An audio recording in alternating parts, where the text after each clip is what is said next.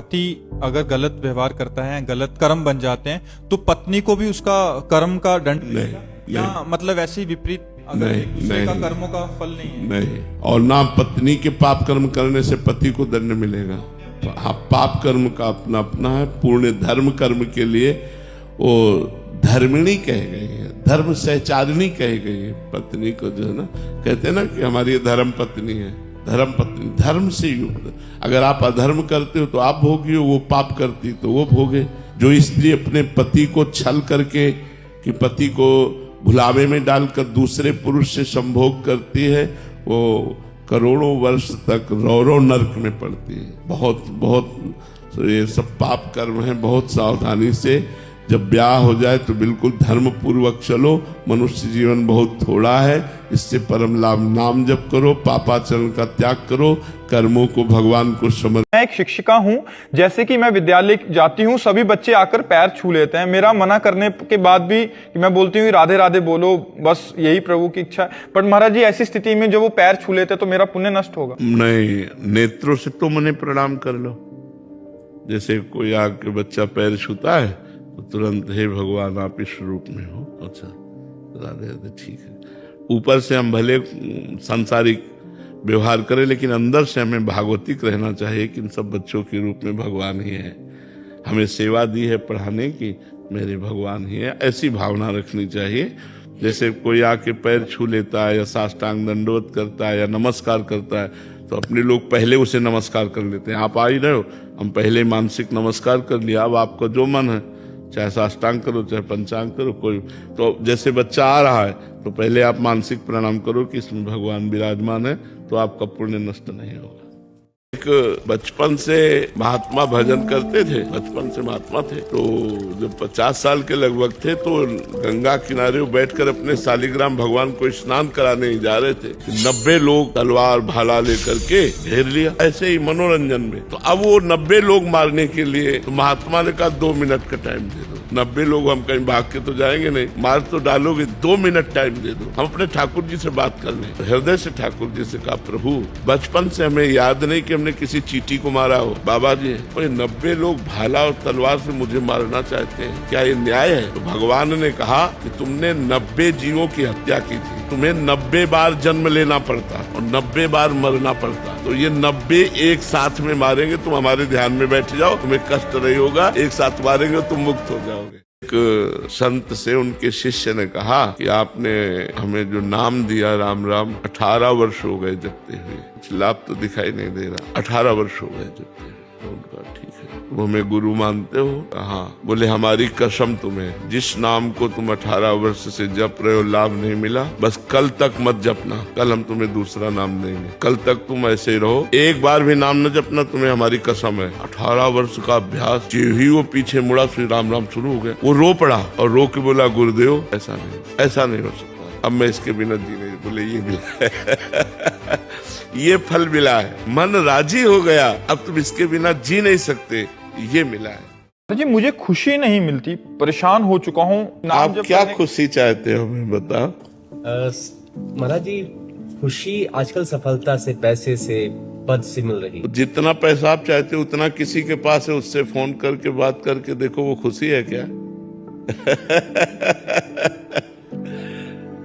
आप जो कुछ भी चाहते हो वो किसी के पास है, लेकिन वो भी खुश नहीं है। अगर उससे मिला जाए तो वो भी मतलब हो करके खुश ना हो, ज्यादा बेहतर से बताइए, हो है और दुखी नहीं रहे।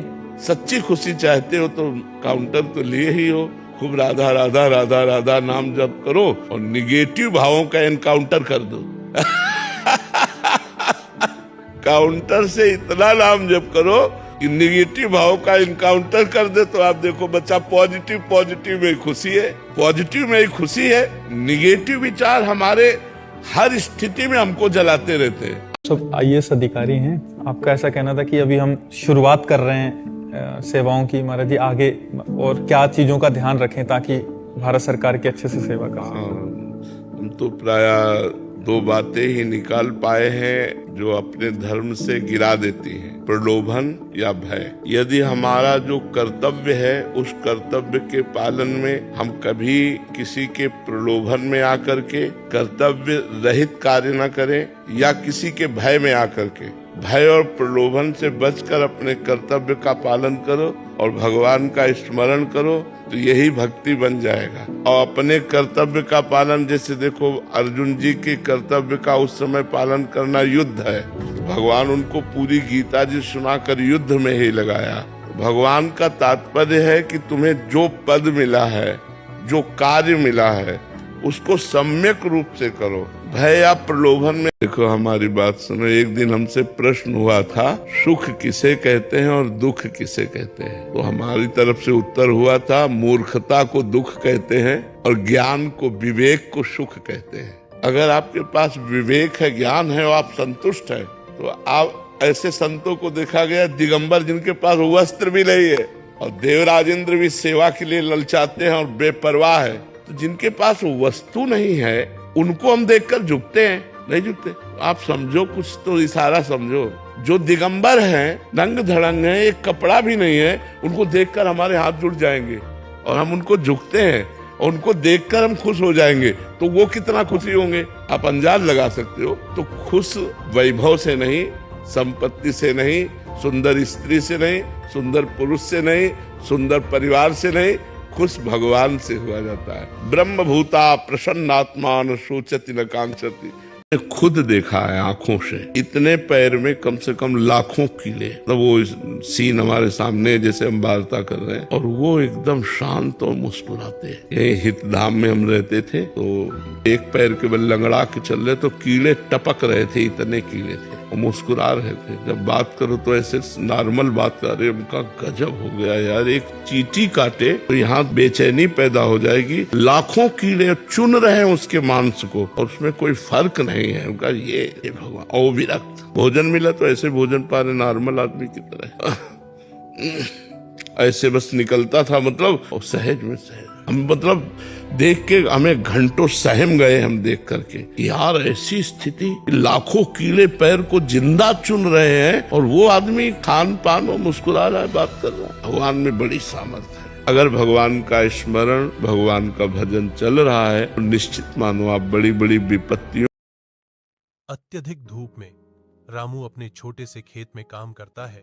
उसके फटे हुए कपड़े उसकी गरीबी का एक स्पष्ट प्रमाण है। वह दिन रात अथक परिश्रम करता है, फिर भी एक मामूली भोजन भी उसकी पहुंच से बाहर है। उसके माथे पर पसीना चमकता है। हर बूंद अडिग धरती के खिलाफ उसकी अंतहीन लड़ाई का प्रतीक है। कठोर धूप के नीचे रामू तनावग्रस्त है। प्रत्येक पत्थर दूर के गांव में उसके थके हुए कंधों पर एक बोझ है। थकान से भरा उसका चेहरा अपने खेतों को वापस पाने की एक मौन प्रतिज्ञा को दर्शाता है। आशा से प्रेरित होकर वह दर्द से गुजरता है, पत्थर से पत्थर, भविष्य की फसल की ओर। तेज धूप में रामू अपने जीवंत खेत में कड़ी मेहनत करता है। हरी भरी हरियाली उसकी लगन का प्रमाण है। वह अपनी फलती फूलती फसलों का सर्वेक्षण करता है।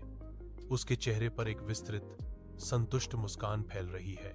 रामू लंबा खड़ा है, एक आत्मनिर्भर किसान जो अपनी मेहनत के फल और अपनी भूमि की प्रचुरता में आनंदित है।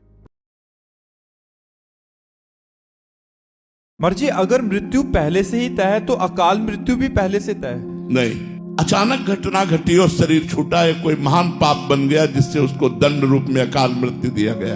अकाल मृत्यु पहले से तय नहीं होती, तय होती है मृत्यु। अकाल मृत्यु अधिक महत अपराध बन जाने से, कोई जाने या न जाने कोई महत अपराध बन गया तो उसकी आयु क्षीण हो जाएगी और आयु क्षीण होकर अकाल मृत्यु का योग बन जाएगा, उसका शरीर छूट जाएगा। मर्जी, जैसे कोई छोटा बच्चे भी अगर हो जाए तो उनका पूर्व का कोई बड़ा प्रारब्ध है? हाँ हाँ, अरे बच्चा तो शरीर तो मान लो 2 वर्ष का है, लेकिन वो तो बहुत पुराना है ना, आत्मा तो पुरानी है ना, कर्ता तो पुराना है। शरीर बदलने से क्या है, कपड़े बदलने से तुम थोड़ी बदल जाओगे, पहचानने वाला पहचान लेगा। ऐसे ये कपड़े हैं, कपड़े बदलने से काल की नजर में धोखा नहीं दे सकते। काल तो पहचानता है ये वही है जो ये कर्म किए था, उसी कर्म के अनुसार उसको दंड मिलेगा। चाहे गर्भस्थ शिशु हो, चाहे जन्म लेने वाला हो, चाहे जन्म ले चुका हो, चाहे 2 वर्ष का हो, चाहे महाराज जी यहाँ जब मनोकामना वाली बात आती है कि हमने भगवान से मांगा फिर दिया नहीं, क्यों दे भगवान? तुमने तपस्या की, तुमने साधना की, तुमने उपवास रखे, तुमने व्रत रखा, तुम तीर्थयाटन किए, तुम कितना नाम जप किए, क्यों दे दे? हमने बताया है कि 2 प्रकार से भगवान देते हैं। एक तो होता है अपनापन, जैसे ये हम दुनिया जो है हमारे भगवान की एक दुकान है, मेरे मालिक की दुकान में है सबका जीवन खत्म। अब इस दुकान पर जब हम जाते हैं और हम कहें जरा सोने का हार दिखाइए, लीजिए पैसा आपको देना पड़ेगा। अच्छा, घर का आदमी गया और उसने कहा ये हार तो हमें बहुत पसंद है, ले लीजिए, उससे पैसा मांगेगा क्या? तो आप मेरा स्वामी है, मैं उनका दास हूँ, वो मेरा पिता है, मैं उनका पुत्र, जिधर चाहूँ, जो चाहूँ, जब चाहूँ, जहाँ चाहूँ वहाँ उपस्थित करवा दूं, क्योंकि वो अखिल सामर्थ्यशाली है। या तो घर के बनो उनके दास, उनके निज जन बनो, उनके सखा बनो, उनको प्रीतम मानो, और या फिर तपस्या करो। कुछ चाहिए तो भजन करो, ऐसे थोड़ी कि बोल दी जाके कि तुम्हें 100 किलो लड्डू खवा दे, भूखों मर रहे हैं। माताओं बहनों को चाहिए दूर से सत्संग सुनो, अपनी कुटिया में भजन करो, किसी संत को ना नजदीक अपनी कुटिया में बुलाओ, ना तुम नजदीक जाओ, और व्यभिचार दोष से बचो और दूसरों को भी बचाओ। अगर गंदे आचरण कोई करता है वो संत नहीं हो सकता। गंदे आचरण, चूक होना अलग बात होती है, चलते चलते फिसल गए फिर संभाल लिया, लेकिन हम उसी का अपना वासनाओं का खेल बना ले, ये ठीक नहीं। इसलिए बहुत संभल कर तन मन प्राण समर्पण का मतलब समझ लो, कहीं गलत मार्ग में न चले जाना। इसीलिए हम इशारे से बताया कि तन समर्पण का मतलब कहीं भोग न समझ लिया जाए, ये ऐसा नहीं है। तन समर्पण का मतलब है, प्राण समर्पण का मतलब कि कोई भी कष्ट में है तो अपने प्राणों की बाजी लगाकर उसके कष्ट को दूर करने की चेष्टा करे। ये भोगों का विषय नहीं है, ये योग का विषय है। भोग नहीं, भोग के त्याग से योग होता है। तो कुछ लोग जो अपनी वासनाओं को नहीं ठीक कर पाए हैं, वो लोग वासनाओं का खेल खेलते हैं, बोलते हैं यही भक्ति है, यही साधना है। जैसे अब किसी की रात्रि में ड्यूटी है, वो सुबह 4 बजे कैसे उठेगा? क्योंकि वो 4 बजे तो आया है। अब वो नहा धो के तो पूजा थोड़ी करेगा, वो तो चक्क सोएगा 2-4-6 घंटे। वो जब जगे तब सुबह, रात्रि की ड्यूटी कर रहा है, वो जब जगे तब सुबह, वो जब उसे समय मिले तब। मान लो कि किसान आदमी सुबह से पानी लगाना है उसे, तो सुबह से वो माला लेके बैठे कि पानी लगावे, तो पानी लगाने जाए और वही राम राम कृष्ण कृष्ण हरि हरि नाम जप करे, और जब उसको पानी खेत में लग जाए तब फिर पूजा आके घर में कर ले। गृहस्थी में पूजा के समय को विभाजित किया जा सकता है। एक दुविधा में हम कई बार फंस जाते हैं। 22 कंपनीज है हमारी, इसमें छोटी छोटी हिस्सेदारी है, पर हम बहुत सारी कंपनी छोड़ देते हैं जहाँ पे कहीं मांस भक्षण हो रहा हो, गंदे जुआ सट्टा लॉटरी हो, किसी प्रकार का नॉन वेजिटेरियन खाना हो, किसी प्रकार का व्यभिचार हो, तो इससे हमारा बिजनेस लॉस तो होता है। पर कई बार मन में आता है कि क्या ऐसा करना ही ज्यादा उत्तम? हाँ, उत्तम है। बिजनेस का लॉस होना कोई खास लॉस नहीं है, लेकिन धर्म का लॉस होना सबसे बड़ी खास लॉस है। अगर हमारा जो धर्म है, हमारा चरित्र है, मतलब चरित्रहीनता और खूब बिजनेस और खूब रुपया, धन का लॉस होना कोई खास लॉस है क्या? खास लॉस है चरित्र का लॉस होना है। Character is loss, everything is. तो आहार सही नहीं है, चरित्र सही नहीं है, तुम्हारा उद्देश्य सही नहीं है, तो हम तुम्हारा संग छोड़ देंगे, क्योंकि आपके संग का प्रभाव हमारे ऊपर भी पड़ेगा, हम भले ना पड़ने दें। मर्जी, अगर मृत्यु पहले से ही तय है तो अकाल मृत्यु भी पहले से तय है? नहीं, अचानक घटना घटी और शरीर छूटा है, कोई महान पाप बन गया जिससे उसको दंड रूप में अकाल मृत्यु दिया गया। अकाल मृत्यु पहले से तय नहीं होती, तय होती है मृत्यु। अकाल मृत्यु अधिक महत अपराध बन जाने से, कोई जाने या न जाने कोई महत अपराध बन गया तो उसकी आयु क्षीण हो जाएगी, और आयु क्षीण होकर अकाल मृत्यु का योग बन जाएगा, उसका शरीर छूट जाएगा। मर्जी, जैसे कोई छोटा बच्चे भी अगर हो जाए तो उनका पूर्व का कोई बड़ा प्रारब्ध है? हाँ, अरे बच्चा तो शरीर तो मान लो 2 वर्ष का है, लेकिन वो तो बहुत पुराना है ना, आत्मा तो पुरानी है ना, कर्ता तो पुराना है। शरीर बदलने से क्या है? कपड़े बदलने से तुम थोड़ी बदल जाओगे, पहचानने वाला पहचान लेगा। ऐसे ये कपड़े हैं, कपड़े बदलने से काल की नजर में धोखा नहीं दे सकते। काल तो पहचानता है ये वही है जो ये कर्म किए था, उसी कर्म के अनुसार उसको दंड मिलेगा, चाहे गर्भस्थ शिशु हो, चाहे जन्म लेने वाला हो, चाहे जन्म ले चुका हो, चाहे 2 वर्ष का हो, चाहे 3-4 महीने में तो ऐसे ही हो जाता है। तो हमने एक बार जब हमारी नई अवस्था थी 18-20 वर्ष की, तो एक ओंकारानंद सरस्वती नाम के परमहंस महापुरुष थे, तो हमने एकांत में उनसे प्रार्थना की, तो उन्होंने कहा था जैसे दाल में उफान आती है, तो जो संतान उत्पत्ति कारक ब्रह्मचर्य वीर है वो स्वयं से नहीं निकलता। या तो स्त्री सहवास स्वप्न में देखे और फिर निकले तो वो दोष माना जाता है। यदि स्वाभाविक आप जगे और आपको ऐसा दिखाई दिया तो वो दोष नहीं माना जाता, वो आपका ब्रह्मचर्य पुष्ट ही माना जाएगा। तो अगर हमारा चिंतन गलत हो गया और फिर वीर्यपात हुआ तो वो दोष माना जाता है। उस दोष के प्रायश्चित के लिए गंगा आदि पवित्र नदियों में खड़े होकर के स्नान करके उसी में खड़े होकर थोड़ा जप करे तो उससे उसकी दोष निवृत्ति हो जाती है। और खान पान का संयम रखे और थोड़ा व्यायाम भी करे। व्यायाम कर अगर हमारी मेहनत से कमाया हुआ धन कोई दूसरा हड़प लेता है, फिर उन लोगों से मन खराब हो जाता है, उस समस्या से कैसे निकलूं महाराज? अगर आपने उसका पूर्व में हड़पा हो तो आज तो मेहनत की कमाई तुमने देखा कि उसने हड़प लिया और कल तुमने उसकी मेहनत की कमाई हड़पी हो, आज वो अपनी बेईमानी का बदला ले रहा हो, तो तुम्हें विवेक लगाकर बच जाना चाहिए ना। निपट गए, आपको सोचना चाहिए निपट गए, उससे वैर क्यों कर रहे हो? पूर्व प्रारब्ध, पूर्व का किया हुआ कर्म आज तुम्हारी सफलता को लूट रहा है। तो वो लूट नहीं रहा, वो अपना हिसाब ले रहा है, वो अपना हिसाब। वो तुम्हारा पुत्र बनकर, तुम्हारा मित्र बनकर के, तुम्हारा रिश्तेदार बनकर, तुम्हारा सहयोगी बनकर वो तुम्हारे साथ ऐसा कार्य करेगा जिससे तुम्हारी हानि होगी। इसलिए हानि होगी क्योंकि तुमने हानि की थी, वो अपनी हानि का बदला ले रहा है। वैसे उसकी बुद्धि हो जाएगी, वैसे वो कार्य करेगा। तो हमको ये समझना चाहिए जब हमारे साथ बेईमानी हो कि मैंने किसी की बेईमानी की थी, मेरा हिसाब बराबर हो गया।